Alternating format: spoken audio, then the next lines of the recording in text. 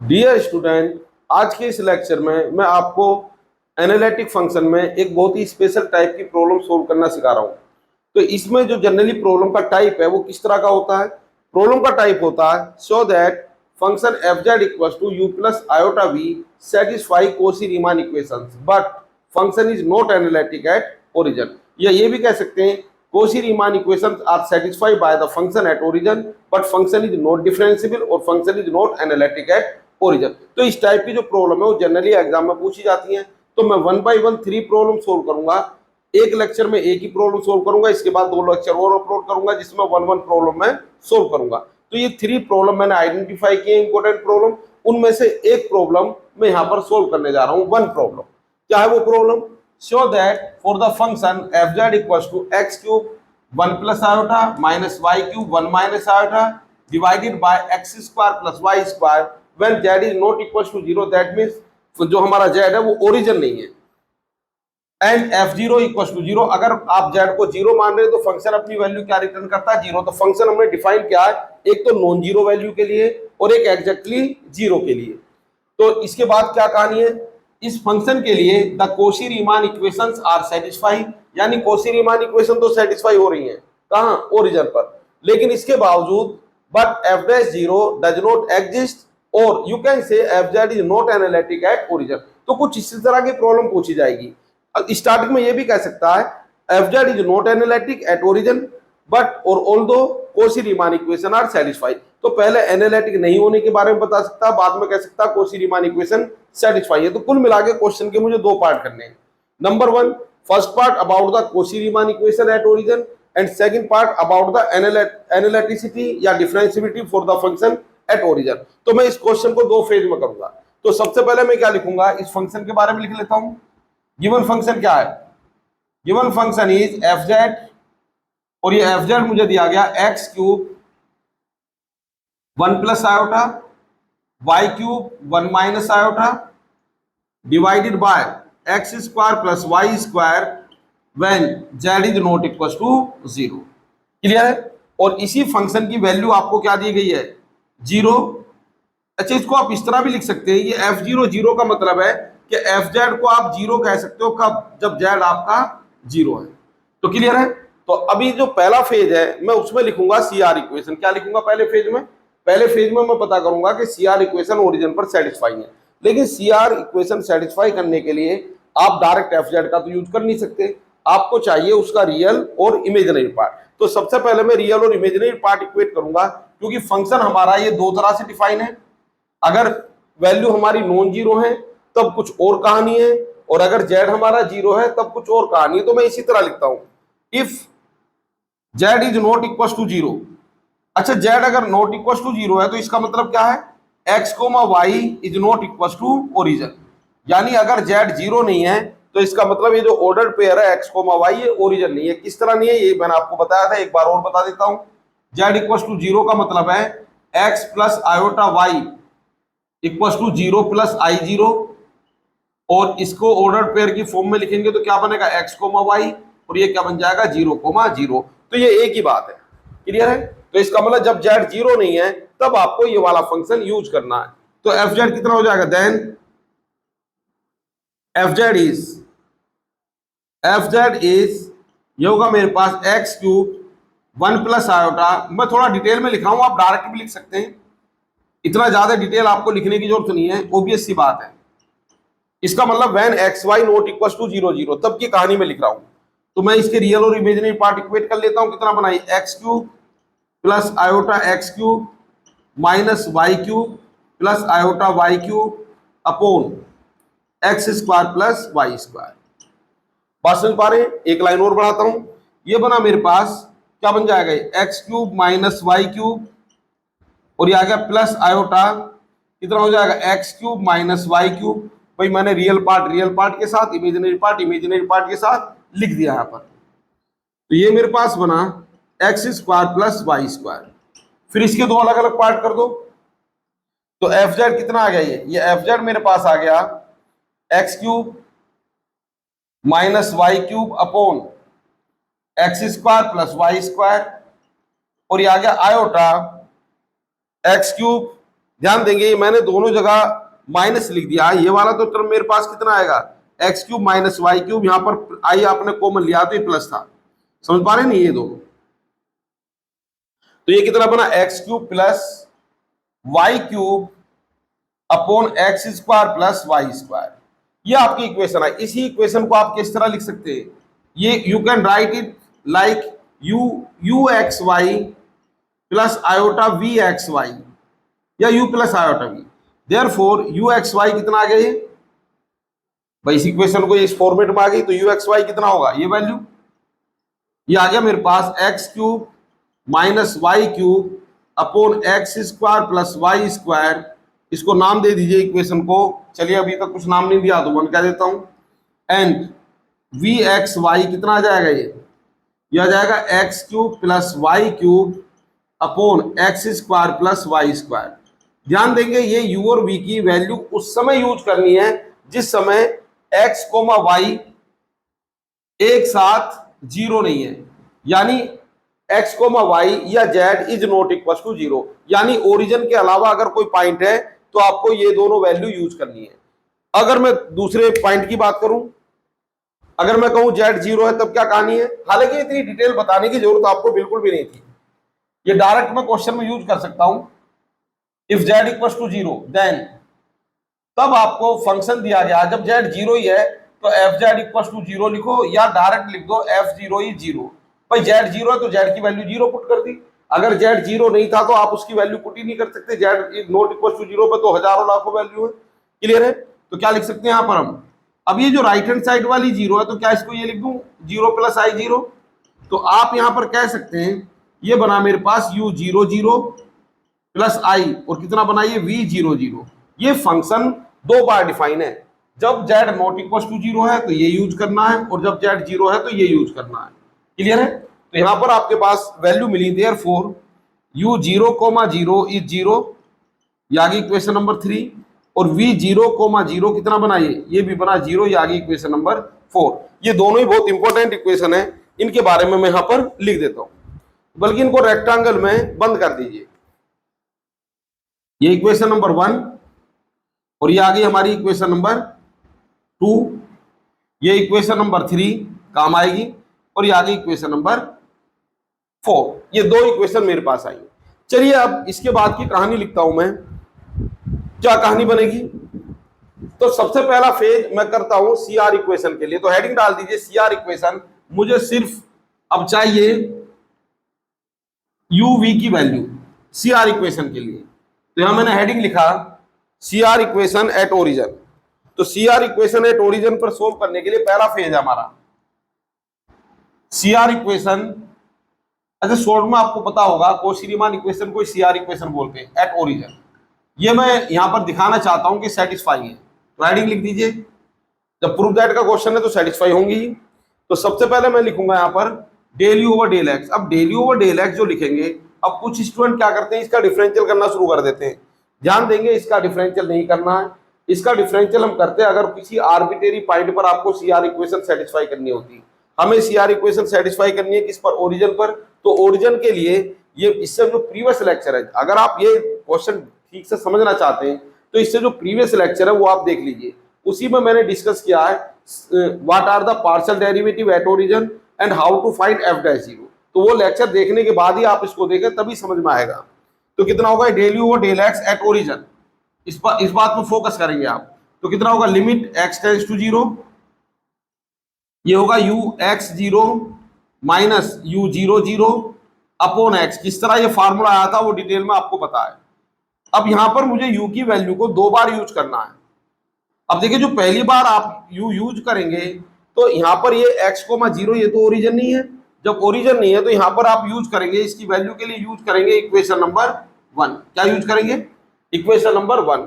और इसके लिए क्या यूज करेंगे, इसके लिए आप यूज करेंगे इक्वेशन नंबर 3, क्योंकि ये तो एग्जैक्टली ओरिजिन है।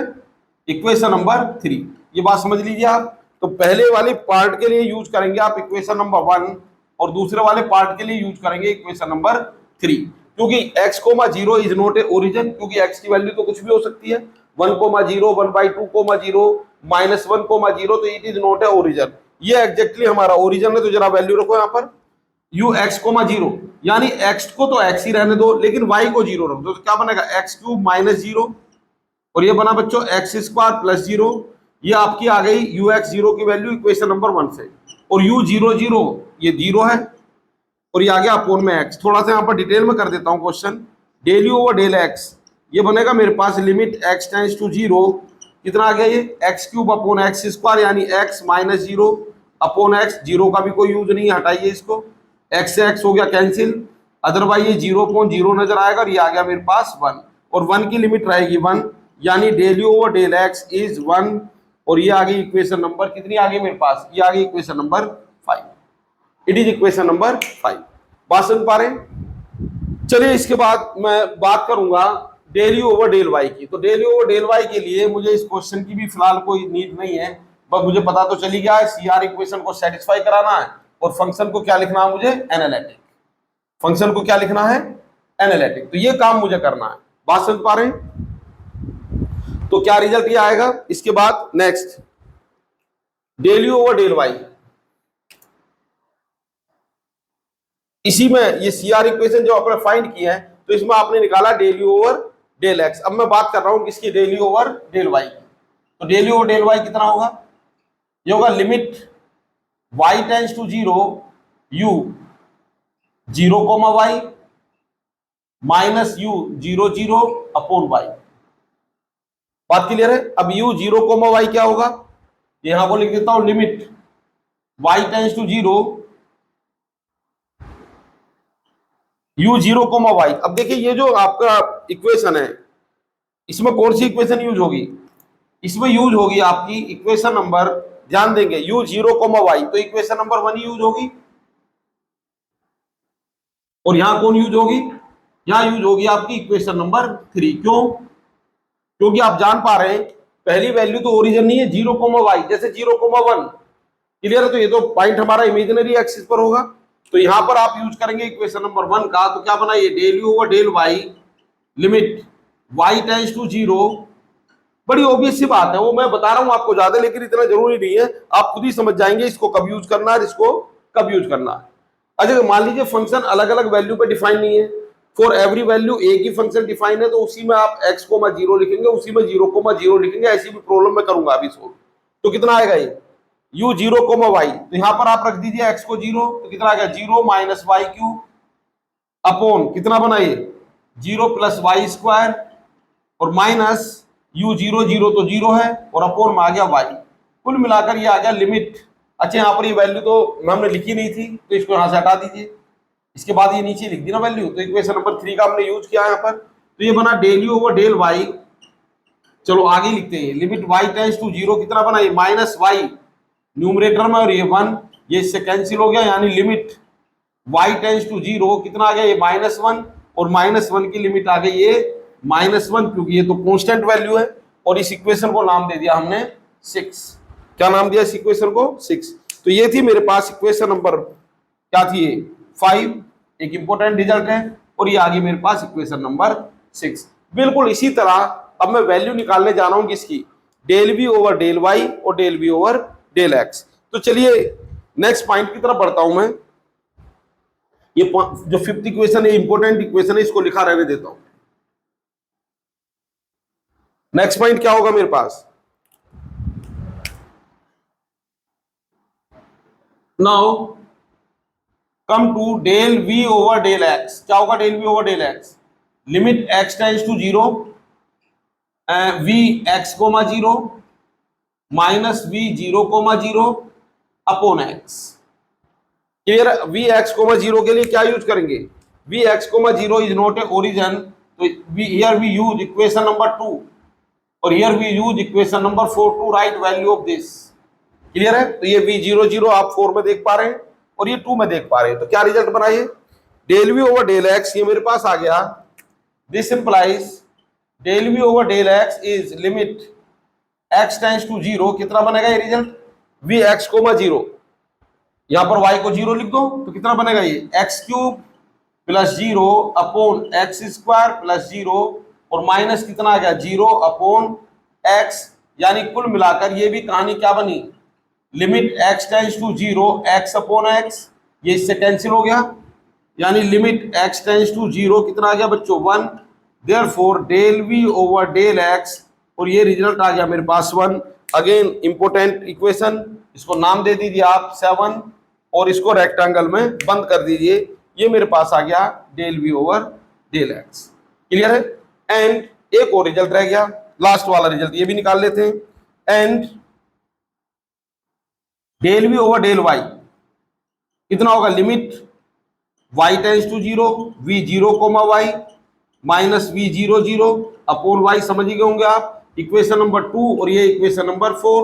तो 0 कोमा y यहां पर मैंने लिखा, तो क्या बनेगा बच्चों, भाई x की जगह 0 लिखेंगे तो डायरेक्टली लिख रहा हूं, ये आ गया मेरे पास y cube upon y square और माइनस 0 अपॉन y, और यहां पर limit y tends to 0।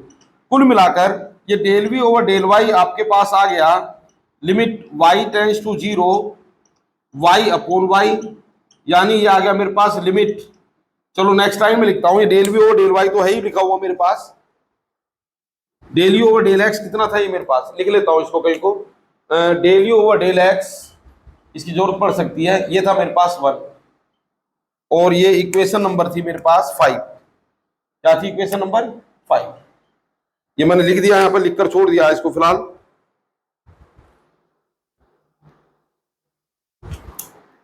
Equation number 5, चलिए आगे बढ़ते हैं। तो ये रिजल्ट आ गया मेरे पास del u over del y, next time भी लिखो, अब तो del v over del y is, ये आ गया मेरे पास, इसको कैंसिल करके 1 हो गया था, limit y tends to 0 of 1, तो यानी ये लिमिट आ गई मेरे पास अगेन 1। और बच्चों ये आपकी इक्वेशन क्या बन गई, ये इक्वेशन नंबर आ गई मेरे पास, कितनी इक्वेशन लिख चुका हूं मैं 7, तो यानी इक्वेशन नंबर 8।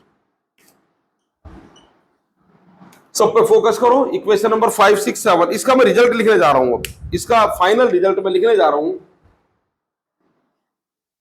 इक्वेशन सभी आपको नजर आ रही हैं, तो पहला पार्ट हमारा इसका लगभग कंप्लीट हो गया। क्या बना फर्स्ट पार्ट, फ्रॉम इक्वेशंस, जरा ध्यान से देखिए, फ्रॉम इक्वेशंस, इनसे ऑब्जर्व कीजिए आप, 5 6 7 एंड 8 वी गेट, क्या आपको ये रिजल्ट नहीं मिला कि del u over del x की वैल्यू वही है जो वैल्यू किसकी है, जो वैल्यू हमारी किसकी है, del v over del y. आप देख लीजिए यहां पर यूज किया है इक्वेशन, कौन कौन सी इक्वेशन, यूजिंग इक्वेशंस, एक बार रेफरेंस भी लिख देता हूं, 5 एंड 8 दोनों बिल्कुल एग्जैक्टली इक्वल है, and del u over del x, यानी ये तो वैल्यू कितनी थी मेरे पास, del u, sorry del u over del x नहीं, del v over del x, del v over del x कितना था मेरे पास, इट इज 1, तो it is exactly equal to del u over del y but with negative sign. आप check कर लीजिए, using equations, del v over del x में क्या यूज किया आपने, del v over del x का मतलब 7 और del u over del y का मतलब इक्वेशन नंबर 6। अगर आप इक्वेशन नंबर 6 में माइनस का मल्टीप्लाई करते हैं तो दोनों इक्वल हैं, तो आप कह सकते हैं हेंस कोशी-रीमान इक्वेशंस क्या हो गई, कोशी-रीमान इक्वेशंस आर सेटिस्फाइड, ये इक्वेशन हमारी हो गई सेटिस्फाई कहां, एट ओरिजिन, तो कोशी-रीमान इक्वेशन हमारी ओरिजिन पर क्या हो गई, सेटिस्फाई। चलिए अब मैं इसके नेक्स्ट फेज की तरफ चलता हूं। चलिए बच्चों, अब मैं डिस्कस करने जा रहा हूं इसकी एनालिटिसिटी या डिफरेंशियलिटी एट ओरिजिन। तो क्या होगी एनालिटिसिटी, पहले हेडिंग लिख देता हूं, एनालिटिसिटी और डिफरेंशियबिलिटी एक ही बात है, क्योंकि मैं बेसिकली चेक यहां पर डिफरेंशियबिलिटी करता हूं, क्योंकि ये जो मेथड है मैं ये चेक करता हूं कि फंक्शन का डेरिवेटिव एग्जिस्ट नहीं है, और अगर कोई फंक्शन डिफरेंशियबल ही नहीं है तो वो एनालिटिक हो ही नहीं सकता। कहां पर, एट जेड इक्वल टू 0 या ओरिजिन। तो इसको चेक करने का पूरा एक प्रोसीजर मैंने प्रीवियस लेक्चर में दिया है, उस लेक्चर को देख लें, उसके बाद ही इसको पढ़ें, अदरवाइज आप कंफ्यूज रहेंगे। तो क्या होगा यहां पर, वी हैव, सबसे पहले लिखेंगे आप एफ डैश 0, एफ डैश 0 में कितना होगा, limit z tends to 0 f z minus f 0 upon z. अब देखिए यहां पर ये डिमांड करेगा एफ जेड की वैल्यू आपको डिफाइन थी, क्या थी एफ जेड की वैल्यू? एफ जेड आपको दिया गया था x cube 1 plus iota y minus Y cube 1 minus iota, मैंने रब कर दिया था, क्वेश्चन शायद यही है। कब? जब जेड जीरो नहीं है, और अगर जेड जीरो है यानी direct F zero is zero. अगर जेड को जीरो कहोगे तो फंक्शन अपनी वैल्यू को क्या रिटर्न करेगा? जीरो। तो दोनों वैल्यू को लिख दीजिए आप यहां पर। तो कितना होगा ये? यहीं पे लिख देता हूं, limit z tends to zero, value रखिए इसकी, एफ जेड की वैल्यू क्या हो गई? X cube 1 plus iota minus Y cube 1 minus iota upon x square plus Y square, और माइनस ये एफ जीरो की वैल्यू क्या आ गई? जीरो, और अपोन में आ गया आपके पास जेड का मतलब एक्स प्लस आयोटा वाई। उस जो वर्किंग रूल मैंने लिखवाया था उसमें काफी डिटेल में बताया है कि सबसे पहले फंक्शन की वैल्यू लिखेंगे, एफ डैश जीरो की वैल्यू लिखेंगे, उसमें जो जो फंक्शन है मेरे पास जैसे एफ जेड जेड सबको एक्स वाई में बदल देंगे। जब आप एक्स वाई में बदल ही रहे हैं तो इसको भी एक्स वाई में बदल दीजिए, क्योंकि जेड टेंड्स टू जीरो क्या बनेगा? ये Z tends to zero implies x plus iota Y tends to zero plus I zero. इसका मतलब x comma Y ordered pair tends to zero comma zero. तो इस जेड टेंड्स टू जीरो का जो मतलब है मेरे लिए वो क्या होगा?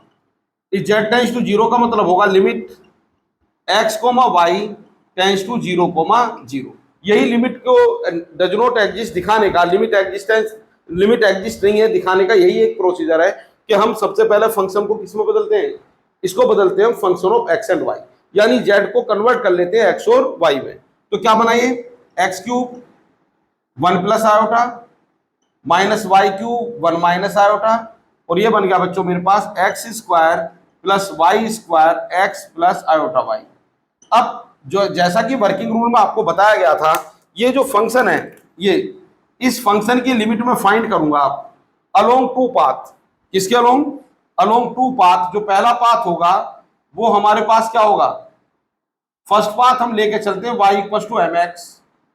क्लियर है? और अगर आपकी लिमिट m पे डिपेंड कर जाती है तो हम कह देंगे क्वेश्चन हमारा कंप्लीट हो गया। लिमिट किस पे डिपेंड कर जाती है? m पर। किसकी? इस फंक्शन की या एफ डैश जीरो की। लेकिन अगर मान लीजिए लिमिट हमारी m पे डिपेंड नहीं करती तो मैं पाथ नंबर 2 भी लूंगा, और पाथ नंबर 2 ये क्वेश्चन देखकर पता चलेगा कि क्या होना चाहिए। तो मैक्सिमम क्वेश्चन आप देखते हैं कि y equal to m x जैसे हम लेकर चलते हैं तो कई बार एफ डैश जीरो या फंक्शन हमारा m पर डिपेंड कर जाता है। तो इसका मतलब है फंक्शन एक से ज्यादा वैल्यू रख सकता है, m की अलग अलग वैल्यू के लिए फंक्शन अलग अलग वैल्यू ले रहा है। इसका मतलब एफ डैश जीरो यूनिक नहीं है, इसका मतलब फंक्शन डिफरेंशिएबल नहीं है। तो देखते हैं इस क्वेश्चन में, अगर y को mx लिखने पर इसकी लिमिट m पे डिपेंड कर जाती है तो क्वेश्चन कंप्लीट। उसके बाद सिर्फ मैं इसका कंक्लूजन लिख दूंगा, और अगर m पे डिपेंड नहीं करती है तो पाथ नंबर 2 भी मैं चेक करूंगा कि क्या होना चाहिए। और वो पाथ किस तरह लेते हैं सेकंड पाथ, उसका भी तरीका मैंने आपको प्रीवियस लेक्चर में बताया है। तो पहले तो मैं पाथ नंबर 1 ही लेके चलता हूं। इस इक्वेशन को नंबर दे दो आप, इस इक्वेशन को नंबर दूंगा मैं 9, क्योंकि इससे पहले 8 नंबर आप दे चुके हैं। नाउ सपोज दैट, क्या सपोज किया आपने? सपोज दैट ये जो x कोमा वाई है यानी कोई arbitrary point it want to become origin. इसको भी इस तरह समझ सकते हैं, ये आपका ओरिजिन है और ये यहां पर कोई आर्बिट्रेरी पॉइंट है x कोमा वाई कहीं भी मान लो, और ये आना चाहता ओरिजिन पर, तो आपने इसको रास्ता दिया स्ट्रेट लाइन। क्या आप स्ट्रेट लाइन के थ्रू आ जाइए? तो यहां पर लिख दो वो कहानी, अलोंग द स्ट्रेट लाइन। क्या है वो straight line? Along the straight line y equal to m x, y equal to m x. तो बताओ जरा एफ डैश जीरो क्या होगा? Therefore equation number 9 implies, equation number 9 को अगर मैं थोड़ा सा फर्दर सोल्व करूं इन वैल्यू के लिए तो ये आ जाएगा लिमिट, अभी लिखूंगा लिमिट के बारे में, एक्स क्यूब 1 प्लस आई, जहां जहां इसमें आपको एक्स दिख रहा है उसकी जगह लिख दीजिए आप एम एक्स, यानी m cube x cube 1 minus iota, और अपोन में कितना आ गया ये एक्स। ये फंक्शन चेक कर लेना क्योंकि ये रब कर दिया था मैंने, तो डायरेक्ट जो मैंने रिकॉल किया उसके हिसाब से लिख दिया है एम एक्स। और देखिए यहां पर y का नामो निशान नहीं है तो आप y को भूल जाइए, लिमिट क्या चलेगी? Only x tends to zero. अब इसको फर्दर सोल्व कीजिए, आप देख पा रहे होंगे कि न्यूमरेटर से x कॉमन मिल जाएगा, कॉमन ले लीजिए। तो एफ डैश जीरो की वैल्यू क्या हुई यहां पर?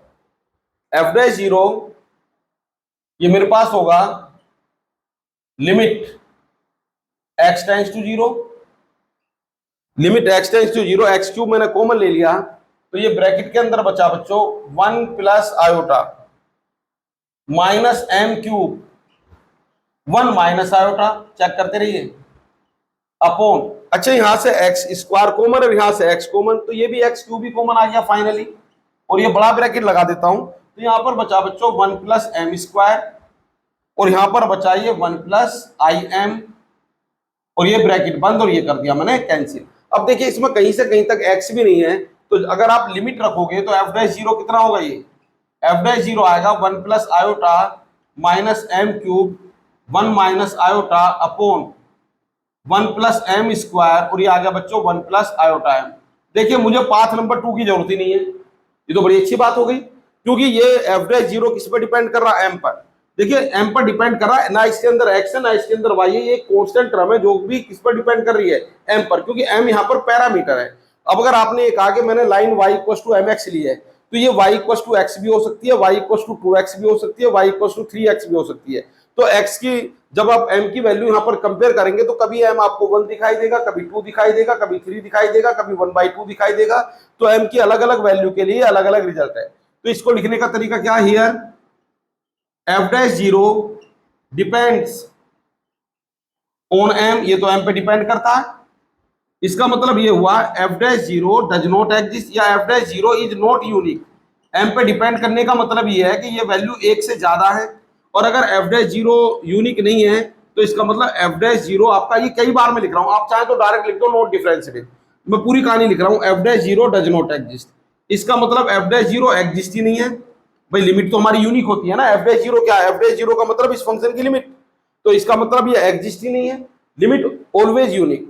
अगर ये एग्जिस्ट नहीं है तो इसका मतलब ये हुआ कि ये तो फंक्शन का डेरिवेटिव है, तो f z is not differentiable, तो यानी फंक्शन डिफरेंशिएबल ही नहीं है, लेकिन कहां, is not differentiable at origin, क्योंकि ये तो ओरिजिन की बात चल रही है ना भाई, एफ डैश जीरो का मतलब क्या है, डेरिवेटिव, और वो भी ओरिजिन पर। और अगर मान लीजिए फंक्शन आपका क्या नहीं है, डिफरेंशिएबल ही नहीं है, तो आप कह सकते हैं फंक्शन इज नॉट एनालिटिक। ये हमारा हो गया बच्चों कंप्लीट क्वेश्चन, कंप्लीट क्वेश्चन हो गया, Cauchy Riemann are satisfied but function is not on analytic at origin. तो मैं आपको एडवाइस करूंगा लेक्चर को ध्यान से देखिए, अगर एक बार समझ में नहीं आता तो दोबारा देखिए, लेकिन फिर भी आप अगर इससे पहले वाला लेक्चर देखकर इस लेक्चर को देखेंगे तो 100% आपको समझ में आ जाएगा।